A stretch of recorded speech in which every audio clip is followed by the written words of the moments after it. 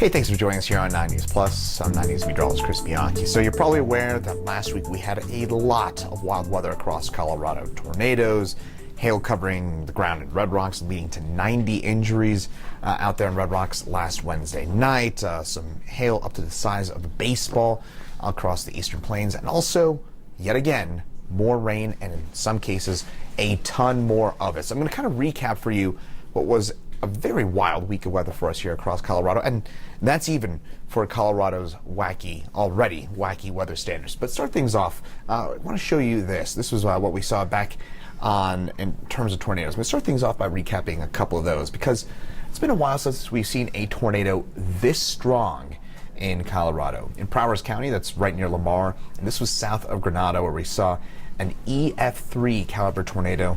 Maximum winds estimated to be at about 155 miles an hour. This was the strongest tornado that we've seen in Colorado in over 8 years. So pretty uncommon for us to see EF3s. We've only seen 24 EF3 tornadoes in the last 73 years, for context here in Colorado. So we get these once every 4 years. We see a tornado this strong, and the last few years have been unusually quiet in terms of severe weather. So again, what we saw in Prowers County back on Friday, that was a very strong tornado. Fortunately, no injuries from that, but unfortunately, 3 houses were destroyed by that tornado out there in Prowers County. Now, the one that certainly gained a lot more attention here in the Denver area was the high-profile, the EF1 tornado that moved through Highlands Ranch and to the western fringes of Lone Tree. This was on the ground for 20 minutes, tracking for about 6.3 miles, and it was estimated to be about a quarter-mile wide as it moved through the southern suburbs of Denver. Maximum winds estimated to be about 97 miles an hour. Worth noting, the kind of tornado that we saw from this storm back on Thursday afternoon is a very unusual kind of storm for us for the Denver area. We don't often see what are known as supercell thunderstorms move their way on through, but it was a supercell thunderstorm that produced the EF1 tornado in Highlands Ranch. So 2 high-profile tornadoes, no doubt about it, from last week's action. Also, of course, we saw a lot of hail. And when you see 2.75 inches in diameter, that is the size of a baseball. And we saw 3 different reports of baseball-sized hail. Then, what you're seeing at the bottom of your screen there, the 2.50 inches hail reports, that was in association with 2 different storms. In fact, the Morrison area, how about this? The Morrison area had 2 rounds of tennis ball-sized hail within 24 hours. In fact, it was about 19 hours apart that Morrison first, with the Red Rock storm that moved through around 9:15 p.m. on Wednesday night, got an initial round of tennis ball-sized hail.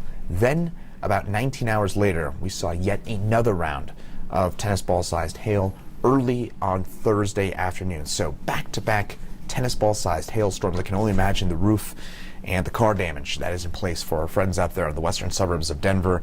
But of course, it was ultimately the Red Rock storm that really kind of took a lot of the attention from that, with 90 injuries reported there, including 8 or 9 people that had to go to the hospital as a result of their injuries from that storm. So very, very high-profile hail and tornadoes.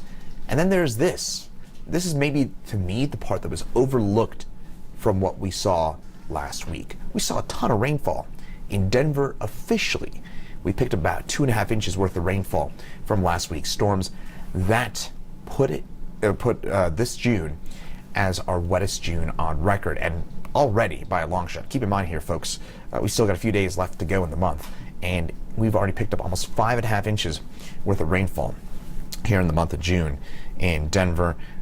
This is just a ton of water for us. And by the way, June, on average, is Denver's 3rd wettest month of the year. We averaged less than 2 inches of rain over the full month. We've picked up almost 3 times that. And again, still a few days left in the month. Perhaps add a bit more to that already striking total. You might remember last month we picked up 5.5 inches worth of rainfall as well. And so you kind of add it all up. And here's maybe the best way to put it. Since January the 1st, over the last 6 months, Denver has picked up almost 14 inches worth of rainfall.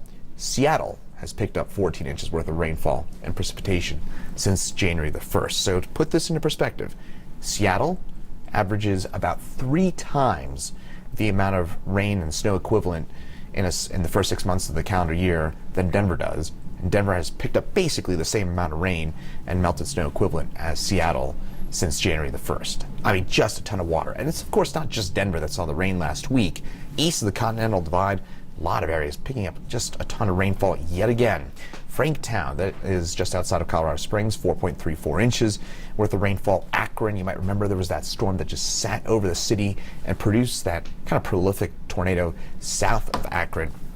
3.38 inches worth of rainfall in the metro area, the Denver metro area. It was West Lakewood, right near Table Mountain, South Table Mountain, that had the highest rainfall total that I could find, with 3.14 inches worth of rainfall. And Aurora, picking up about 3 inches, a little over 3 inches worth of rainfall just last week. So just a ton of action. Now, the good news is, first few days of this week looking much calmer, but then by Thursday and Friday, we could have more showers and storms ahead. And Friday in particular looks like it could be pretty stormy. And I'll say this before kind of get on out of here. I know a lot of us probably a little bit on edge considering how stormy it has been over the last few weeks. At this point, Thursday and Friday's setup does not look to be as active as what we saw last week.